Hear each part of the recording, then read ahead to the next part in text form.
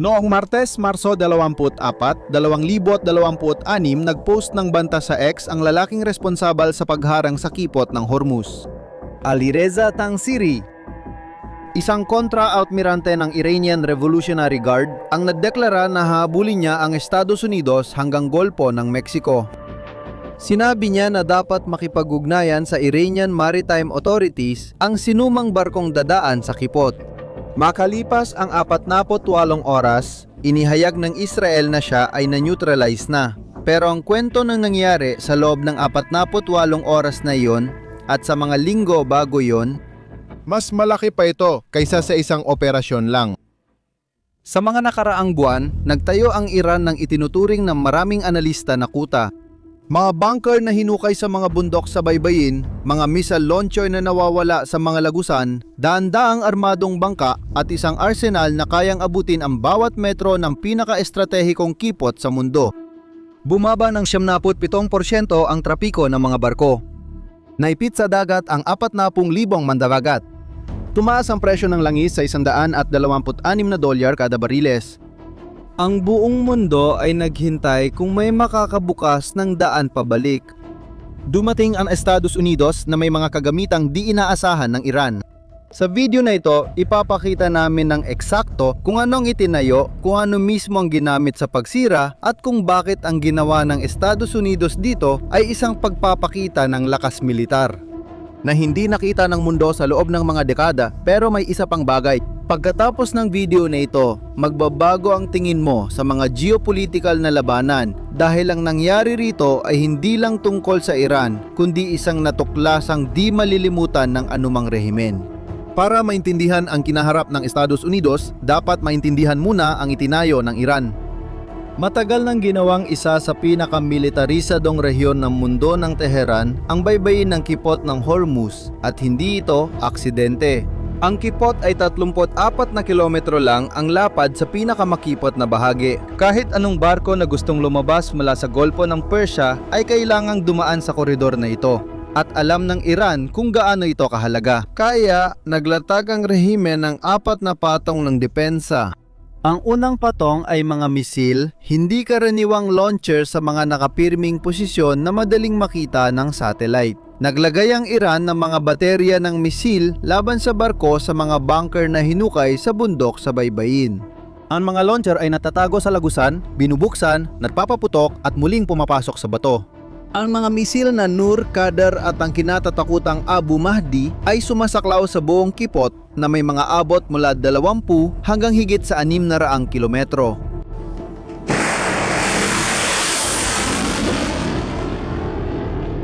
Pwedeng atakihin ng barko bago pumasok, habang tumatawid o pagkatapos lumabas ng kipot. Pero hindi doon tumigil ang Iran. Ang ikalawang layer ay Mosquito Fleet. Daandang mabilis at maliksi na bangka, armado ng mga missile, torpedo at pampasabog na partikular na dinisenyo para sa mababaw at maraming isla na tubig ng Golpo ng Persia. Bawat isa ay umaatake at nawawala bago makaganti ang barkong pandigma. Daan-daan din ang sabay-sabay na umaandar. Halos imposibleng maresolba ang problema. Ang ikatlong antas ay ang mga mina at mga drone. Naglagay ang Iran ng mga minang pandagat sa kipot, tinatayang may 5 hanggang 6,000 piraso ng iba't ibang uri. At kinumpleto naman ng mga kamikaze drone ang larawan. May ilan na nagpapanggap na ordinaryong bangkang pang-isda para makalapit sa target nang hindi napapansin. May drone na tumama sa oil tanker nung unang bahagi ng Marso. Isang marinong Indiano namatay. Ang ika-4 na layer ay hindi nakikita pero kasing epektibo ng iba pa. Nag-activate ang Iran ng malawakang GPS interference sa rehiyon. Sa loob ng 24 na oras, mahigit 1,000 barko ang nagulat ng nawala o baluktot na signal. Nakita ng mga kapitan sa navigation system nila ang imposibleng posisyon. Mga barko na nasa ibabaw ng lupa, nasa ibabaw ng mga paliparan, mga impormasyong hindi naman totoo. Sa kipot na may 34 na comet lapad, ang paglalayag ng walang GPS ay parang paglalayag ng piket ang mata. Isang opisyal ng nabigasyon ang nagulat sa Bloomberg na tumawid siya sa Golpo ng Oman gamit lang ang radar habang nakikita niya sa bintana ng estibordo ang naglalagablab na terminal ng Fujairah sa abot tanaw at mabilis na dumadaang mga jet fighter sa ibabaw ng barko. Pero ang Iran ay may ikalimang antas pa, isang hindi nagpaputok ng kahit isang bala, at marahil ito ang pinaka-epektibo sa lahat. Subukan mong hulaan. Hindi ito ang mga misil. Hindi mga minayon. Hindi mga drone yon. Nang magsimula ang labanan, kinansala ng pinakamalalaking kumpanya ng seguro sa dagat na sumasaklaw sa 70% ng barko sa mundo ang saklaw sa panganib ng digmaan para sa kipot ng Hormuz. Walang may-ari ng barko ang nagpapadala nito ng walang siguro. Ang kipot ay kusa ng nagsara. Natuto ang Iran na para harangin ang pinakamalaking daanan ng langis sa mundo, minsan sapat na ang isang tawag sa Londres. Agad ang naging resulta. Bago ang digmaan, mahigit sa 130 barko ang tumatawid sa kipot araw-araw. Noong Marso ng 2026, halos naging zero ang bilang ngayon. 21 barko lang ang nakatawid sa buong buwan. Para maintindihan mo, parang pinakamalaking pantalan sa mundo ay nagsara tapos nagbukas ulit para tumanggap ng isang barko bawat isa't kalahating araw. Mga 3,200 barko ang naipit, Naghihintay sa magkabilang panig, kasama nila hanggang 40,000 marinero. Isa sa mga marinero ay isang batang Indiano sa kanyang unang biyahe, naipit sa isang barko malapit sa baybayin ng Iraq. Walang sapat na tubig sa barko at pinapanood ang abot tanaw na maliwanag dahil sa mga sunog sa malayo. Sinabi niya sa media na hindi na siya babalik sa dagat matapos ang pinagdaanan niya, na unang biyahe niya iyon at gusto na lang niyang umuwi.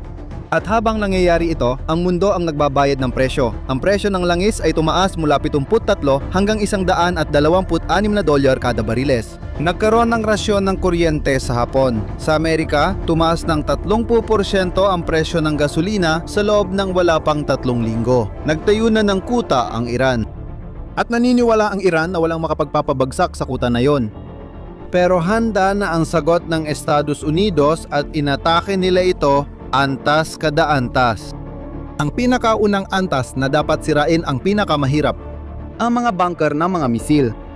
ang pagsira sa mga karaniwang launcher ay medyo simple. Tukuyin mo ang lokasyon, magpapakawala ka ng guided bomb at mawawala ang target. Nakatago ang mga Iranian launcher sa mga tunnel na hinukay sa matitibay na bato sa bundok sa baybayin, kaya hindi naaabot ng karaniwang bomba. Ang cruise missile ay kulang sa kakayahan tumagos.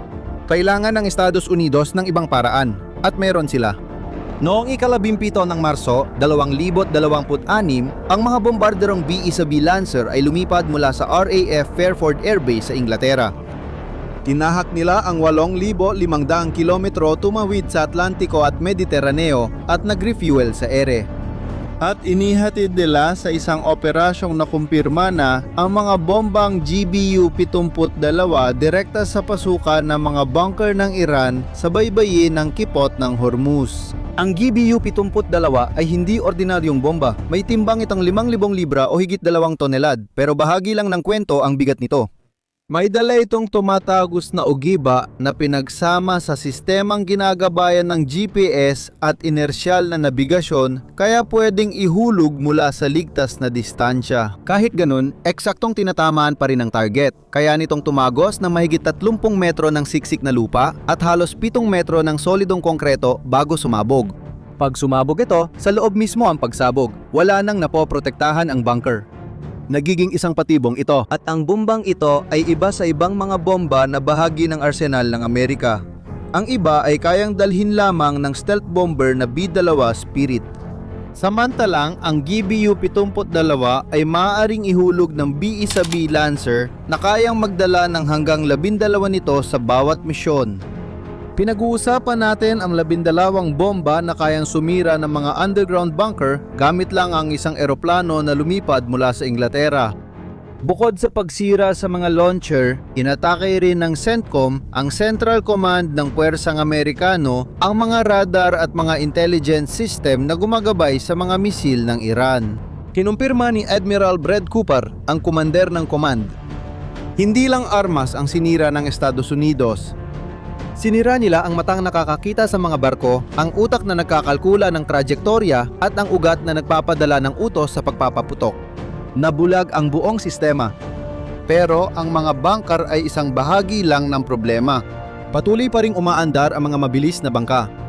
Dito pumapasok ang isa sa pinaka hindi inaasahang kwento ng labanan. Hayaan mong ipakilala ko sa iyo ang isang bagay. Ang A-10 Thunderbolt II na pinatawag ding Warthog o Baboy Ramo ay isang eroplanong pandigma na dinisenyo noong dekada 70 para sirain ang mga tangke ng Soviet sa Europa. Luma, mabagal. Sa loob ng mga dekada, sinubukan ng Pentagon na i-retire ang eroplanong ito. Pero may isang bagay na mas kaya ng A-10 kaysa ibang eroplano. Lumipad ng mababa at mabagal, magpakawala ng napakaraming putok sa maliliit at hiwa-hiwalay na target. Eksaktong kailangan para tugisin ang daan-daang bangkang Irani sa isang kipot na 34 na kilometro ang lapad.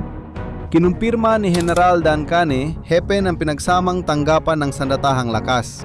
Ang A-10 Warthog ay nangangaso at sumisira ng mabilisang bangka ng kalaban sa kipot. Ang kanyang GAU-8 Avenger na kanyon, 30 mm na kayang magpaputok ng 3,000 na raang bala kada minuto ay napakapaminsala sa mga bangkang Irani. Mahigit sa 120 bangka ng Iran ang nawasak o nasira sa mga operasyon sa kipot, kung saan ang A-10 ang isa sa mga pangunahing plataporma na responsabale. Nakakabalinto na ang isipin na ang eroplanong 3 beses na sinubukan i-retire ng Pentagon ay ginagawa mismo ang trabahong para dito siya ginawa, pero laban sa isang kalabang lubos na iba sa orihinal na pinaghandaang kalaban. Pero may natitira pa ring tinik sa lalamunan. Ang mga drone na Shahed. Ang solusyon dito ay nagmula sa isang hindi inaasahang lugar. Ang Iran ay nagbigay ng mga drone na Shahed sa Russia para atakihin ang Ukraine. Ang Ukraine ay nakapagpabagsak ng mahigit 44,000 sa mga drone na ito sa loob ng 4 na taon ng digmaan. Walang sinuman sa mundo ang mas may karanasan sa pagsira ng mga Shahed kaysa sa mga Ukrainian. Nang salakain ng parehong mga drone ang mga estado sa Golpo, naging di maiiwasan ang kanilang tugon. Dumating ang 200 at isang dalubhasang Ukrainian na ipinamahagi sa 5 bansa sa Golpo kasama ang mga interceptor na dinevelop sa larangan ng labanan. Ang bawat interceptor ay nakakahalaga ng $800 hanggang $3,000.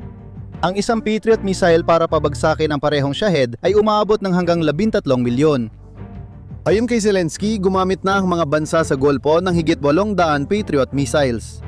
Sa loob lamang ng 3 araw ng labanan, natalok ang mga Ukrainyano ng mas mura at kasing epektibong solusyon. Ang bansang sinusubukang wasakin ng Rusya na kaalyado ng Iran ay siya ngayong nagpoprotekta sa mga kaalyado ng Estados Unidos sa Golpo ng Persia gamit ang teknolohiyang ginawa para mabuhay sa mga pag-atake na sinuportahan mismo ng Iran.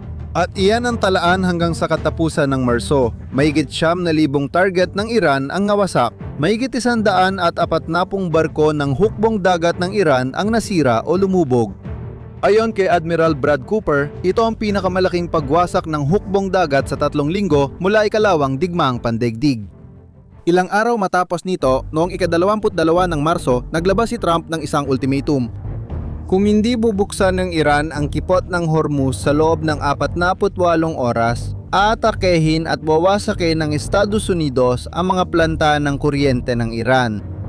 Tumugon ang Iran sa pamamagitan ng pagbabanta na wawasakin nila ang lahat ng infrastruktura ng enerhiya ng Amerika at Israel sa rehiyon.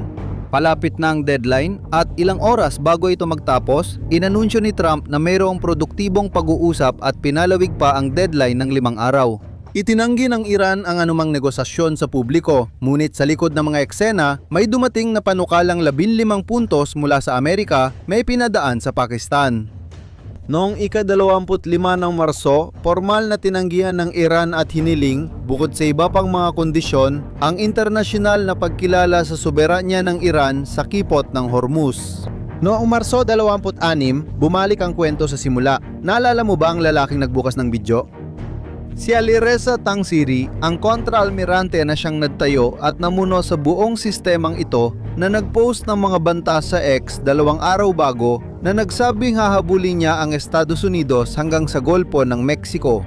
Inanunsyo ng Israel na siya ay naneutralisa sa Bandar Abbas, ang lungsod pantalan sa timog ng Iran kung saan kinokontrol ang buong pagharang.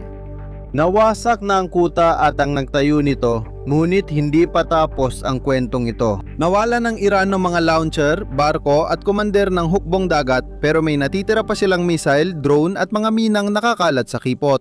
At ang paglilinis ng mga minang ito, kahit na may buong kooperasyon na wala pa naman ngayon, ay aabutin ng mga linggo, baka buwan pa. May makasaysayang pagkakatulad sa nangyayari ngayon.